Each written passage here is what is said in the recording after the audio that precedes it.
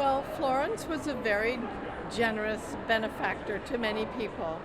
And so people took advantage of her largesse at some points, and at some places in her life, they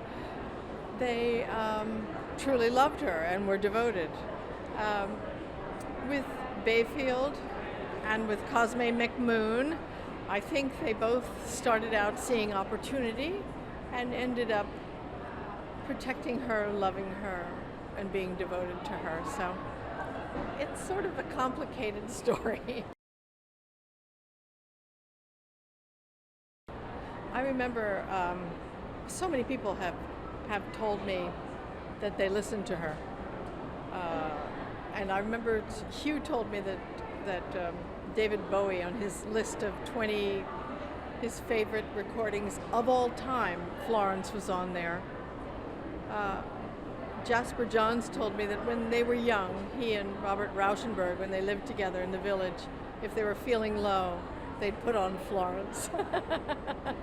So that's pretty cool. But I think that her appeal is something beyond bad singing. I think it has to do with just the love of the thing itself and wanting to give it the thing that she loved more than anything in the world.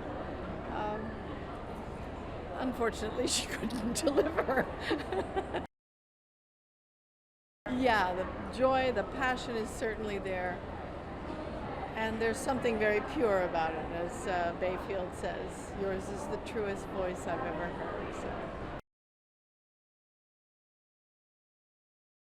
Oh my God, I love Consolata Boyle. She's really a genius, intuitive, feeling costume designer, and she really understands that costume is character and all the things that Florence, and she was a fairly flamboyant character herself. She designed all of her own costumes and spared no expense in headdresses and hats and jewelry, and a lot of it fake, but that's okay.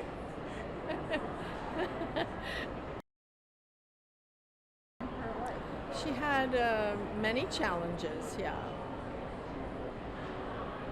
I don't know if she was confident as much as she was eager to give this great joy that she took in music, and she just wanted to communicate it. It's a true amateur, somebody who is doing it not for fame or fortune or to make a lot of money, but for the joy of it. And yeah, she wasn't so great at it, but the fact something drew people to those performances beyond terrible singing. You know, if she just sang badly, they'd walk out in 5 minutes. People stayed, and they turned 2,000 people away at Carnegie Hall when she sang.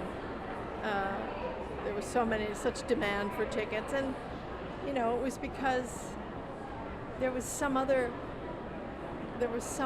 joy and exuberance and belief, and it's almost like a kid, you know. Yeah, I mean, how else can you explain her staying power over, what is it now, 60 years, 70 years? People still get the recordings and have a laugh. But we're looking at a deeper look at what animated her, what sustained her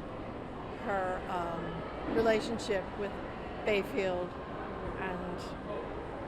and her devoted accompanist. And I just think there's some lesson in it about following what you really want to do, and don't listen to the naysayers, because there's enough in the world that can make us despair. There's so much evidence of doom, and the people who bring light into the room are the ones we cherish. So that's what she did.